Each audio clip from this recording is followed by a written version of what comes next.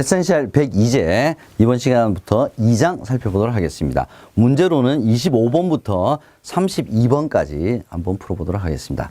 자, 생명보험의 개념, 운영 원리 보겠습니다. 다음 표에서 설명하는 생명보험의 운영 원리는 무엇인가? 대수의 법칙 아니면 수지상당의 법칙 아니면 생명표 뭐 세 개 중에 하나겠죠. 자, 특정 개인의 경우 사고의 발생 가능성 및 시기 등은 불확실하지만 다수의 사람들을 대상으로 관찰해보면 벌써 여러분들 딱 떠올려지시죠? 예, 사고의 발생 가능성을 예측할 수 있게 된다. 대수의 법칙에 대한 얘기입니다. 연관 문제 보겠습니다. 보험회사가 장래 수입되는 보험료의 총액과 향후 고객에게 지급될 보험금 사업비 지출 총액을 같게 만드는 거. 수지 상등의 원칙. 다 아시겠죠? 그죠? 요거 두 가지는 구별해 주세요. 거저주는 문제입니다. 두 번째, 현재 우리나라 생명보험회사에서 사용하는 생명표는 제9회 경험생명표. 국민생명표와 경험생명표. 여러분들 구별하실 수 있으시겠죠?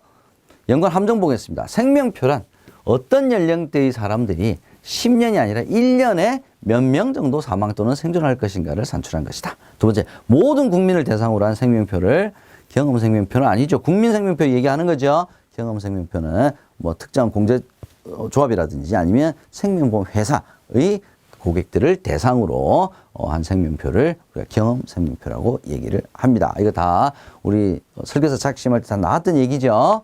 자, 26번 보겠습니다.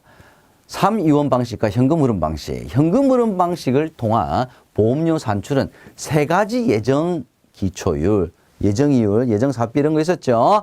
그 이외에도 계약 유지율, 판매량 등을 반영하여 회사별 상황에 맞는 최적 가정으로 책정한다. 뭐 틀린 부분이 하나도 없네요. 맞는 표현입니다. 이 부분도 OX 문제로 출제가 될 수가 있습니다. 연관 문제 보겠습니다. 현재 우리나라 생명보험회사들이 사용하고 있는 보험료 산출 방식은 당연히 현금 흐름 방식이다. 기억을 해 두시기 바랍니다. 예전에는 3위원 방식 썼어요. 연관 함정. 3위원 방식으로 보험료를 산출할 경우에 예정 위험률을 기초로 산출된 보험료를 저축보험료가 아니라 위험보험료죠. 예정 위험률이니까. 두 번째, 현금 흐름 방식은 3위원 방식에 의한 보험료 산출보다 보수적으로 책정하는 것이 3위원 방식이죠. 27번 문제 한번 보겠습니다. 책임준비금 구성 항목이네요. 다음 중 보험회사의 책임준비금에 대해서 맞게 설명한 거 한번 찾아보도록 하겠습니다. 1번 구성 항목 중에서 지급준비금의 비중이 가장 크다. 요 질문도 굉장히 많이 나오는 거죠. 지급준비금 아니죠. 보험료 적립금이죠. 2번 생명보험 상품은 평준보험료 방식으로 정액이죠. 예, 정액보험료 방식입니다. 보험료를 산출하기 때문에 책임준비금 적립이 필요하다. 이거 굉장히 중요한 지문이죠. 정답은 2번이 되겠습니다. 3번 질매일식, 그 다음에 순보험료식 있죠. 그죠? 예, 책임준비금을 두텁게 적립하는 것이 순보험료식이죠.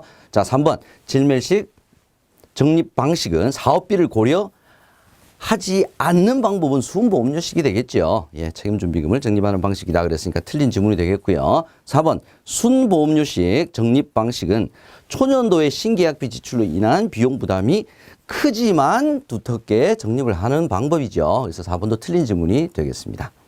자, 이어서 연관 문제 한번 보겠습니다.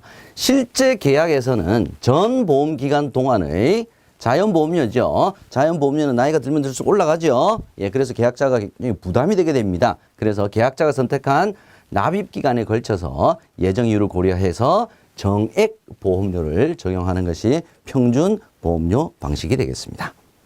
두 번째, 사업연도 말 현재 보험금 등의 지급 사유가 발생한 계약에 대하여 지급하여야 하거나 지급하여야 할 것으로 추정되는 금액 중 아직 지급하지 아니한 금액, 요거 지급준비금 얘기하는 거죠.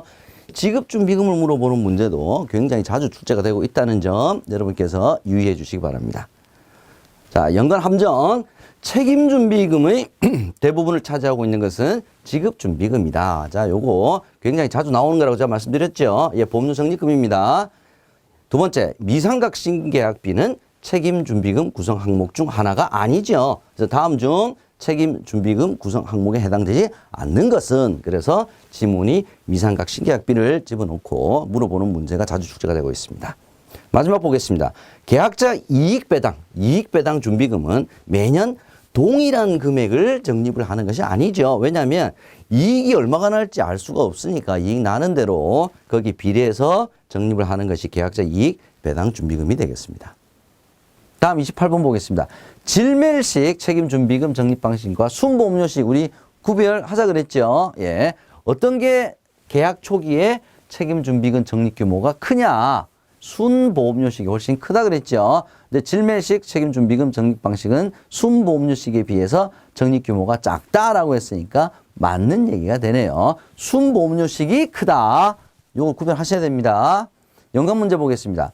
보험계약 초년도에 신계약비, 계약 체결 비용이죠. 지출로 인해 부족해진 부가보험료를 순보험료 부분에서 대체해서 사용하고, 그러니까 자기 나입한 보험료로 사용하는 것이 아니라 다른 데서 가지고 오는 거죠. 차년도 이후의 부가보험료를 대체하는 방식이 바로 질매일식 방식이다. 연관 함정 보겠습니다. 질매일식 책임준비금 적립 방식은 사업비에 관한 것을 고려를 일체 하지 않는 방식은 일체 고려하지 않고 적립금을 쌓는 게 순보험료 방식이죠. 질매일식 책임준비금 방식은 고려하는 방식입니다. 29번 계약 전 알릴 의무, 고지 의무 보겠습니다. 다음 중 보험회사가 계약 전 알릴 의무 위반으로 계약을 해지할 수 없는 경우, 해지할 수 있는 경우, 없는 경우 여러분들 기억나시죠? 보험회사 그 사실을 안 날로부터 1개월 이내일 경우에 해지할 수가 있죠. 1개월이 지나면 못하죠. 두 번째, 보장 개시일로부터 보험금 지급 사유가 발생하지 않고 1년밖에 안 지났어요. 2년 지나면 못하는데 1년밖에 안 지났으니까 할 수가 있습니다. 3번, 계약을 체결한 날로부터 3년이 지나버렸어요. 얘는 못하죠. 얘는 못하죠. 일단 정답은 3번이 되겠습니다. 계약자가 중요한 알릴 사항에 대해서 고의로 잘못 알렸다. 해지할 수가 있습니다. 연관 문제 보겠습니다. 기준 연령 요건에서 생존 시, 딱 뭐 보장성 보험의 정의 얘기하는 거네요. 지급되는 보험금의 합계액이 이미 납입한 보험료를 초과하지 않는 보험은 보장성, 초과하는 보험은 저축성. 두 번째, 보험계약의 성립 조건. 너무 쉬운 거라서 제가 빨리빨리 넘어갑니다. 보험계약자의 청약, 보험회사의 승낙, 보험증권 교부 이런 거 아니라 그랬죠. 연관 함정 보겠습니다. 계약 체결 시 계약자가 청약서에 자필 서명을 하지 않았다. 3대 기본 지키기 어겼다는 거죠. 그러면 보험계약 해지가 아니라 취소. 계약이 성립한 날로부터 3개월 이내에 취소를 할 수 있습니다. 두 번째, 보험계약은 계약자가 청약서를 작성하고 보험회사의 보험증권교부, 증권교부 아무 성립과는 상관이 없다. 여러분들 알고 계시죠? 청약 철회 보겠습니다. 보험계약자는 보험증권을 받은 날로부터 15일 이내에 청약을 철회할 수가 있습니다. 청약일로부터 30일을 경과해서는 안 된다까지만 기억을 해두시면 되겠습니다. 연관 문제 보겠습니다. 전문보험계약자가 체결한 계약은 청약 철회가 안 된다. 알고 계시죠? 그러면 전문보험계약자가 도대체 누구냐? 국가, 한국은행, 금융기관, 주권상장법인, 지방자치단체, 단체보험계약자가 전문보험계약자입니다. 왜 청약철회를 불가하느냐? 알만한 사람들이라는 거죠. 예. 그래서 일반 보험계약자와 전문보험계약자 구별해 두시기 바랍니다.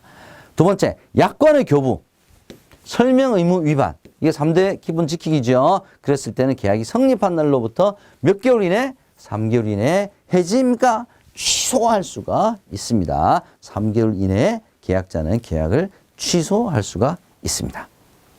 연관 함정 보겠습니다. 보험계약 청약일에도 철회할 수가 있습니다. 없다 그랬으니까 틀렸죠. 예, 당일에도 청약 철회할 수가 있습니다. 두 번째, 보험계약자는 보험증권을 받은 날로부터 15일 이내에 청약을 철회할 수가 있습니다. 예, 30일을 넘어갈 수는 없다. 그것만 기억을 해주시면 되겠습니다. 31번 계약 변경 보겠습니다. 표준 약관상 변경할 수 없는 거 있죠. 예, 변경할 수 없는 거. 그 다음에 보험회사의 승낙 필요 없는 거. 이 두 가지를 구별을 해 주셔야 됩니다. 가입 금액 변경할 수 있죠. 피보험자는 안 됩니다. 보험 대상자 자체가 바뀌면 계약 자체가 달라지는 거죠. 예, 수익자 변경할 수 있고요. 납입주기 다 할 수가 있습니다.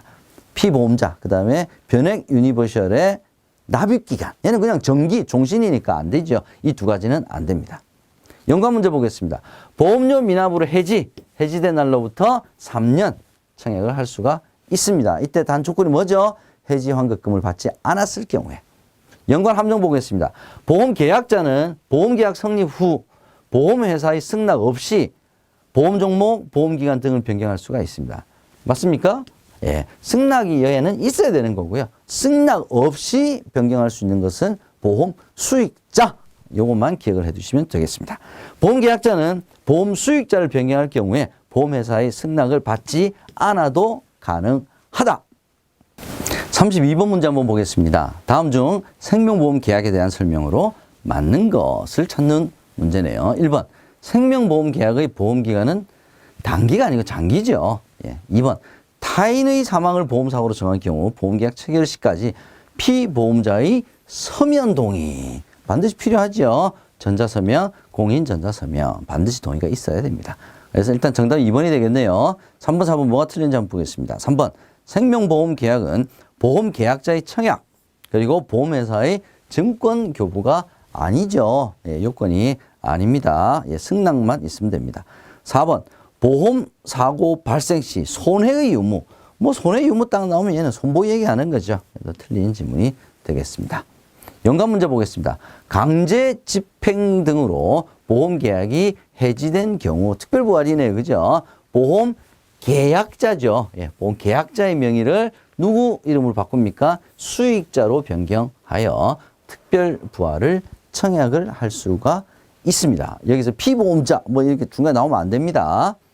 연관함정 보겠습니다. 보험계약에 관하여 분쟁이 생기게 되면 예, 분쟁조정위원회네요. 분쟁 당사자 또는 기타 이해관계인과 보험회사는 생명보험협회에 조정을 신청하는 것이 아니죠. 생명보험협회하고 상관이 없습니다. 금융감독원의 금융분쟁조정위원회에 예, 조정을 신청할 수가 있습니다. 다음 보겠습니다. 생명보험의 특별부활. 특별부활의 경우 해지 당시의 보험 수익자가 피보험자의 동의를 구하는 것이 아니라 보험계약자의 동의를 얻어서 부활을 청약을 할 수가 있습니다.